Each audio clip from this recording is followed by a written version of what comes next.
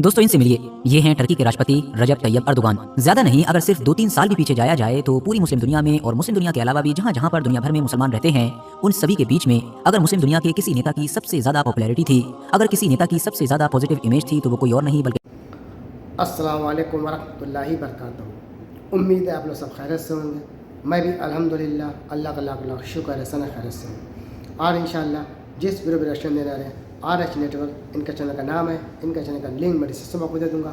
आप लोगों ने जो सब्सक्राइब करिएगा और मेरी वीडियो एंड तक देखिए। दोस्तों आज की वीडियो बड़ी इंपॉर्टेंट होने वाली है। दोस्तों ये वीडियो है रजब तैयब अर्दोगान, जहाँ दोस्तों जो टर्की के राष्ट्रपति हैं, 2-3 साल पहले इनकी पॉपुलैरिटी इतनी ज़्यादा थी कि पूरी दुनिया में जहाँ जहाँ मुसलमान रहते, जो जो मुसलमान मुल्क थे, उन सब के ये हीरो थे।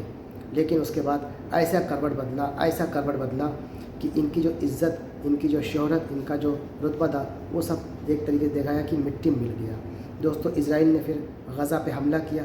लगभग 1 साल हो चुका है मेरे ख्याल से, और हज़ारों की तादाद में वहाँ जाने गई हैं और रजब तैयब अर्दोगान के मुँह से चू नहीं निकली। मतलब जिस इंसान को लोग इतना अच्छा, इतना काबिल, मुसलमानों का हमदर्द समझते थे, उसके मुंह से चू नहीं निकली, खाली जुमलेबाजी हुई और हुआ कुछ नहीं। अब सबसे चौंका देने की बात है दोस्तों, ये सीरिया से आ रही है। ये सीरिया की खबर आप लोगों ने सोशल मीडिया में देखा ही होगा कि सीरिया में फिर से जंग का माहौल हो गया है और वहाँ पे ऐसे लोगों के नाम आ रहे हैं जैसे कि टर्की के रजब तैयब, तो इनका भी नाम आ रहा है, अमेरिका का तो नाम है ही है, इजराइल का भी नाम शामिल है उसमें। लेकिन रजब तैयब अर्दोगान का नाम ये लोगों को हज़म नहीं हो रहा कि ये भी ऐसा कर सकते। मतलब कोई इंसान इतना भी नीचे गिर सकता है कि वो ये भूल गया है कि मर के जाना, अल्लाह के वहाँ जवाब देना है कि बस दुनिया के ऐशो आराम या जो भी मामला है, बस इस मुल्क में हमला कर दो, उस मुल्क में कब्ज़ा कर ले, भाई यही सब यहीं रखा रह जाएगा, कुछ साथ नहीं जाएगा दोस्तों। तो आइए पूरी हकीकत, पूरी सच्चाई इस वीडियो के ज़रिए से जानते हैं कि क्या सच्चाई है, क्या हकीकत है। वीडियो को अंत तक ज़रूर देखिएगा, जितना हो सके इस वीडियो को शेयर करिएगा, अपनी कीमती राय कमेंट बॉक्स में ज़रूर बताइए करिए, और जो भी हज़रत मेरे चैनल में नए आते हैं वो चैनल को सब्सक्राइब करके शेयर ज़रूर किया करिए। तो चलिए वीडियो स्टार्ट करते हैं, फिर बात करते हैं। दोस्तों इनसे मिलिए, ये हैं टर्की के राष्ट्रपति रजब तैयब अर्दोगान। ज्यादा नहीं, अगर सिर्फ 2-3 साल भी पीछे जाया जाए तो पूरी मुस्लिम दुनिया में और मुस्लिम दुनिया के अलावा भी जहाँ जहाँ पर दुनिया भर में मुसलमान रहते हैं, उन सभी के बीच में अगर मुस्लिम दुनिया के किसी नेता की सबसे ज्यादा पॉपुलैरिटी थी, अगर किसी नेता की सबसे ज्यादा पॉजिटिव इमेज थी, तो वो कोई और नहीं बल्कि टर्की के यही रजब तैयब अर्दोगान थे। मगर फिर गाजा में जंग शुरू हुई, लोगों को दुनिया को एक अलग नजरिए से देखने का मौका मिला, लोगों ने हर चीज को रियलिस्टिक वे में देखा और उसके बाद सब कुछ बदल गया। क्योंकि फिलिस्तीन की इस जंग की वजह से जिस मुस्लिम नेता की फिर सबसे ज्यादा इमेज खराब हुई, वो भी कोई और नहीं बल्कि सिर्फ और सिर्फ रजब तैयब अर्दोगान है। मगर दोस्तों पिछले 1-1.5 साल के अंदर जो हुआ वो तो हुआ, लेकिन अब एक बार फिर से टर्की के इन्हीं राष्ट्रपति रजब तैयब अर्दोगान का मिडिल ईस्ट के जिस एक नए कांड के अंदर नाम आ रहा है, वो तो यकीनी तौर पर होश उड़ा देने वाला है। और वो जो कांड है वो है दरअसल सीरिया में सिविल वॉर का दोबारा से आगाज होना, सीरिया की जमीन का एक बार फिर से खून से लथपथ हो जाना, वहाँ के आम नागरिकों की बेदर्दी के साथ मौतों का शुरू हो जाना। वैसे तो मुझे अंदाजा है कि आप में से ज्यादातर लोग तो ऐसे होंगे कि जो सीरिया से रिलेटेड खबरें देख रहे होंगे, फोटोज देख रहे होंगे, वीडियोस देख रहे होंगे, मगर फिर भी ये समझ नहीं पा रहे होंगे कि आखिर सीरिया में अचानक से ये सब कुछ हो क्या रहा है। और जिनको थोड़ा बहुत अंदाजा होगा भी तो वो इस बात को लेकर कंफ्यूज होंगे कि सीरिया में कौन सही कौन गलत है। तो इसीलिए आज की इस वीडियो में हम यही जानने वाले हैं कि जैसे ही इजराइल और लेबनान के हिजबुल्लाह के बीच सीज़फायर हुआ, वैसे ही चंद घंटों के अंदर अचानक से ये सीरिया के अंदर क्या बवाल शुरू हो गया और इस पूरे मामले में टर्की और इजराइल का क्या कनेक्शन है। उससे पहले मेरी आप लोगों से बस एक छोटी सी रिक्वेस्ट भी है कि अगर अभी तक आप लोगों ने मेरा सेकंड चैनल के जिस पर मैं न्यूज़ और मेनली इजराइल और फिलिस्तीन के मैटर को कवर करता हूं उसको सब्सक्राइब नहीं किया है, तो डिस्क्रिप्शन और कमेंट्स बॉक्स में दिए गए लिंक के जरिए से कर सकते हैं। बाकी यूट्यूब पर सारे जोहेब लगकर भी सर्च कर सकते हैं। मुद्दे पर आए तो सबसे पहले तो मैं आप लोगों को ये भी बताना चाहूंगा कि सीरिया का ये जो पूरा मैटर है, ये हमारे दौर का शायद सबसे ज्यादा पेचीदा, सबसे ज्यादा कॉम्प्लेक्स मैटर है। सीरिया का पूरा इतिहास क्या है, सीरिया इन हालात में कैसे पहुंचा, इसका जिम्मेदार कौन है, इस पूरे ही टॉपिक पर ऑलरेडी मैं कंप्लीट वीडियो बना चुका हूं, जिसको आप लोग डिस्क्रिप्शन में दिए गए लिंक के जरिए से देख सकते हैं। मगर क्योंकि ये जो पूरा ताजा मामला हुआ है, ये जो करंट सिचुएशन है, इसको सही तौर पर समझने के लिए भी हमको पीछे की कुछ मोटी चीजों पर नजर डालनी होगी, इसीलिए उन चीजों को मैं यहाँ पर मेंशन कर देता हूँ। सीरिया एक ऐसा देश है कि जहाँ पर पिछले 52-53 साल से सिर्फ एक ही फैमिली का राज है, बल्कि एक फैमिली नहीं, मैं तो ये भी कह सकता हूँ कि सिर्फ 2 ही लोगों का राज है। एक तो बशर अल असद, जबकि दूसरे हैं उन्हीं के फादर हाफिज अल असद। हाफिज अल असद ने 1971 में सीरिया की कमान संभाली थी और फिर अपनी मौत मतलब कि साल 2000 तक वो इसी गद्दी पर बैठे रहे थे। उसके बाद उनके बेटे यानी कि बशर अल असद ने कमान संभाली और अभी तक मतलब 2024 में भी वही सीरिया के हुक्मरान बने हुए हैं। अब क्योंकि इन दोनों ही लोगों की ये हुकूमत थी तो एक डिक्टेटरशिप ही, और वो भी एक जालिमाना डिक्टेटरशिप कि जहाँ पर अलग अलग मजहबों जैसे कि सुन्नी, शिया या इसके अलावा अलग अलग नस्लों, अलग अलग चीज़ों की वजह से भेदभाव किया जाता था, लोगों पर जुल्म सितम किया जाता था। तो इसीलिए यहाँ के लोग इस हुकूमत से कभी शायद खुश नहीं रहे। नतीजा ये हुआ कि सन 2011 में जब अरब स्प्रिंग आया और मुस्लिम दुनिया के कई देशों की हुकूमतों के तख्ते पलट हुए, तो यहाँ के लोगों ने भी मौका गनीमत जानकर असद हुकूमत के खिलाफ बगावत कर दी। लेकिन बशर अल असद ने इन सारे प्रोटेस्ट का जो जवाब दिया वो दरअसल आर्मी के टैंक से दिया। मतलब कि अपने ही देश के वो निहत्ते लोग जो सिर्फ प्रदर्शन कर रहे थे उनके खिलाफ अपनी ही आर्मी उतार दी और ऑटोमेटिक हथियारों का इस्तेमाल किया गया। अपने ही देश के निहत्थे लोगों को इस तरह से मरता हुआ देखकर अब सीरियन आर्मी के अंदर के ही एक ग्रुप ने बगावत कर दी और वो बशर अल असद के खिलाफ खड़ा हो गया। उसने अपना नाम रखा Syrian free army. America, Britain और फ्रांस जैसे देश के जो पहले ही असद से खुश नहीं रहा करते थे वो तो बस मौके को तलाश कर रहे थे और उन्होंने जब ऐसे हालात देखे तो फौरन ही ये जो बागी आर्मी थी, मतलब जो बशर अल असद के खिलाफ खड़ी हुई थी, इसको हथियारों या पैसों वगैरह से मदद करनी शुरू कर दी। मतलब सीरिया के अंदर की वो जंग के जो लोगों ने अपने हुकूक को हासिल करने के लिए शुरू की थी, अब उसको बाहरी ताकतों ने हाईजैक कर लिया था। मिडिल ईस्ट के अंदर वेस्टर्न देशों की इस तरह से इन्वॉल्वमेंट देखकर अब जाहिर है बशर अल असद के दोस्त भी मैदान में आ गए। उनमें सबसे पहले तो ईरान ही था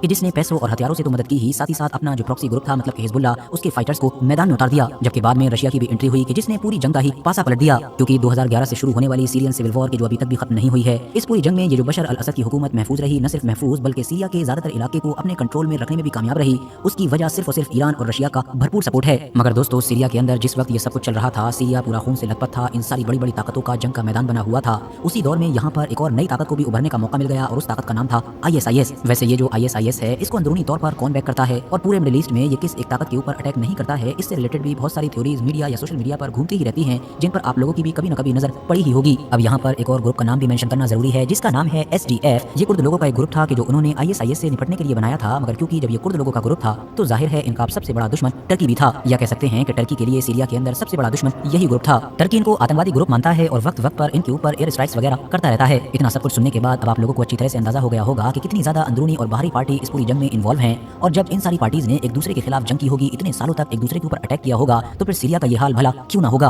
क्यों लाखों लोगों की मौतें ना होती? क्यों वहाँ के खूबसूरत और ऐतिहासिक शहर मलबे में न बदल जाते? कुल मिलाकर अब अगर इस बारे में भी बात करें कि इन सारी पार्टीज में से किसके पास सीरिया का कितना इलाका है, तो सबसे ज्यादा तो बशर अल असद की जो आर्मी है उन्हीं के पास है, लगभग 61% के करीब। जबकि जो कुर्दों की SDF है उसके पास 25% के करीब, जबकि बाकी 11% के करीब सीरिया का इलाका उन विद्रोही ग्रुप्स के पास है कि जिनमें सीरियन फ्री आर्मी या फिर STS वगैरह ग्रुप आते हैं। अब आखिर में बात आती है ताज़ा हालात की कि आखिर अब क्या हुआ है। तो दोस्तों, हुआ ये कि जैसे ही इजराइल और हिजबुल्लाह के बीच एक सीज़फायर हुआ, अगले चंद घंटों के अंदर ही सोशल मीडिया के थ्रू ये खबरें आना शुरू हो गई थी कि सीरिया के अंदर कुछ ना कुछ गड़बड़ हो रहा है। धीरे धीरे जब तस्वीर क्लियर हुई और सारी खबरें खुलकर सामने आई तो पता ये चला कि सीरिया की वो सिविल वॉर की जो कहने को ऑफिशियली खत्म तो कभी भी नहीं हुई थी, लेकिन हाँ पिछले कुछ सालों से ठंडे बस्ते में पड़ी हुई थी, वो अचानक से एक बार फिर से शुरू हो गई है। क्योंकि STS नाम का वो ग्रुप जिसका जिक्र हमने पहले भी किया है और जिसके बारे में ये दावा किया जा रहा है कि वो टर्की और अमेरिका बैक्ड है, उसने अचानक से बशर अल असद की जो आर्मी थी उसके जो ठिकाने थे उसके ऊपर अटैक कर दिया। अटैक सीरिया का जो एक मशहूर और ऐतिहासिक शहर अलेप्पो है उसके आसपास के बाहरी इलाकों में किया गया और ये ठिकाने भी सिर्फ सीरियन आर्मी के नहीं बल्कि हिजबुल्लाह और ईरान की IRGC के भी थे। कुल मिलाकर 200 के करीब लड़ाकों की मौत का दावा किया गया, जिसमें माना जा रहा है कि शायद IRGC का एक कमांडर भी शामिल है। अब क्योंकि ये शुरुआत तो 27 नवंबर को हुई थी और अब तो कई दिन गुजर चुके हैं, तो हालात पहले से और भी ज्यादा बदल चुके हैं।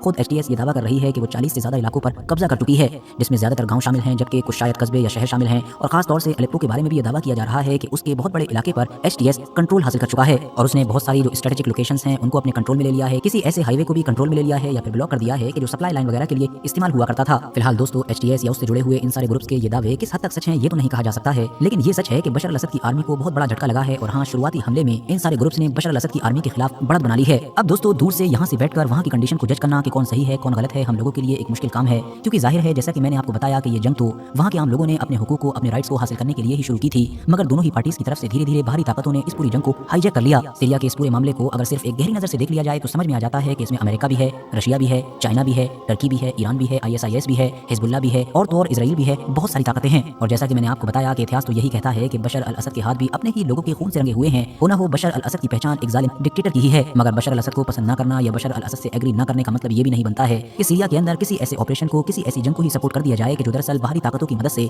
और खास तौर से वेस्टर्न ताकतों की मदद से चल रही हो, ताकि वहाँ की हुकूमत का तख्ता पलट किया जा सके और अपने मन मुताबिक किसी हुकूमत को बैठाया जा सके। इसीलिए सीरिया की इस सिविल वॉर में आप चाहें जिस तरफ भी खड़े हुए हों, आपका ओपिनियन जो भी हो, लेकिन एक बात आपको माननी पड़ेगी कि ये जो 27 नवंबर से अचानक से जंग शुरू हुई है, जिन हालात में शुरू हुई है, जिस तरह से शुरू हुई है, इस पर सवाल तो बनते ही हैं, शक तो पैदा होगा ही, क्योंकि जैसे ही इजराइल और हिजबुल्लाह के बीच सीज़फायर हुआ, अगले चंद घंटों के अंदर इतनी तेजी के साथ बड़ा हमला हुआ कि मानो बहुत लंबे वक्त से सब कुछ तैयारी थी, बस किसी बड़ी ताकत की तरफ से हरी झंडी का इंतजार किया जा रहा था। शक इसलिए भी पैदा होता है क्योंकि एक दो दिन पहले ही बेंजामिन नेतन्याहू की तरफ से सीरिया के हुक्मरान बशर अल असद को धमकी दे दी गई थी कि हिजबुल्लाह और ईरान के बीच वो जो ब्रिज का काम कर रहे हैं, मतलब हथियार वगैरह को सप्लाई करवा रहे हैं, इन सब से बाज आ जाएं। लेकिन जाहिर है बशर अल असद की तो गद्दी ही हिजबुल्लाह और ईरान के सहारे से रुकी हुई है, तो भला वो इस काम से पीछे कैसे हट सकते हैं? अब अगर हम अपनी बात को कंक्लूड करें तो एक्सपर्ट्स की तरफ से माना यह जा रहा है कि इजराइल और हिजबुल्लाह के बीच जो सीज़फायर हुआ है, इजराइल को पता है कि हिजबुल्लाह अब इस वक्त में अपने आप को बड़ी तेजी के साथ दोबारा ताकतवर बनाने की कोशिश करेगा, या जो उसकी ताकत बिखर गई है लीडरशिप के खत्म होने की वजह से, वो उन सारी चीजों को मैनेज करने की कोशिश करेगा। जाहिर है इस चीज में सीरिया का बड़ा किरदार होगा, क्योंकि सीरिया ईरान और हिजबुल्लाह के बीच ब्रिज का काम करता है। सारे हथियार वगैरह सीरिया के जरिए से आते हैं, ईरान के बड़े बड़े लीडर्स या मिलिट्री से जुड़े हुए लोग भी सीरिया के जरिए से ही सफर करते हैं। तो इसीलिए अमेरिका ने इजराइल का हिजबुल्लाह के साथ सीज़फायर तो करा दिया,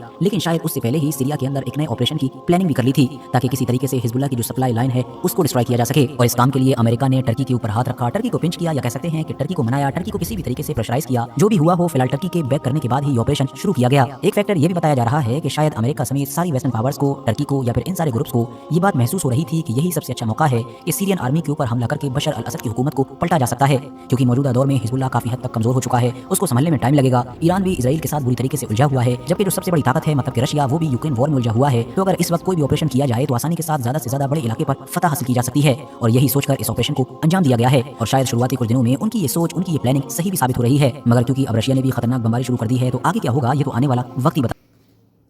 तो दोस्तों, ये था हमारा एक्शन जो हमने देखा कि सीरिया में जो हमला हो रहा है उसमें किसका हाथ आ रहा है। नाम रजब तैयब एर्दोगान का। इजराइल ने किया वो एक अलग बात है, अमेरिका साथ बोले, लेकिन रजब तैयब एर्दोगान दोस्तों इनका नाम आ रहा है। सबसे अहम मामला ये है दोस्तों, सीरिया एक कमज़ोर मुल्क है, न वह इतनी ताकतवर है जो जवाब दे सके, न वो लड़ सकता है। हिजबुल्लाह ईरान से लड़ रहा है, वो भी थोड़ा कमज़ोर हो चुका है, काफ़ी दिन से जंग चालू है। और ईरान इजराइल का मामला एकदम ठंडा चल रहा है। तो सीरिया की मदद करे कौन? इसका पूरा फ़ायदा इन लोगों ने उठाया और सीरिया का तख्ता पलट करने की पूरी तैयारी जो की थी लगभग वो पूरी होती हुई दिख रही है। बाकी अल्लाह मालिक है और अल्लाह बेहतर जाने इसका अंजाम क्या होगा। अल्लाह ताला जो भी सबके हक़ में बेहतर फ़ैसला वो करे। दूसरी बात, जो जानें जाती हैं दोस्तों जंगों में, उन सब की जान बड़ी कीमती है दोस्तों। जंग किसी तरफ से भी हो, जो जाने जाती है आवाम का सबसे ज़्यादा नुकसान होता है।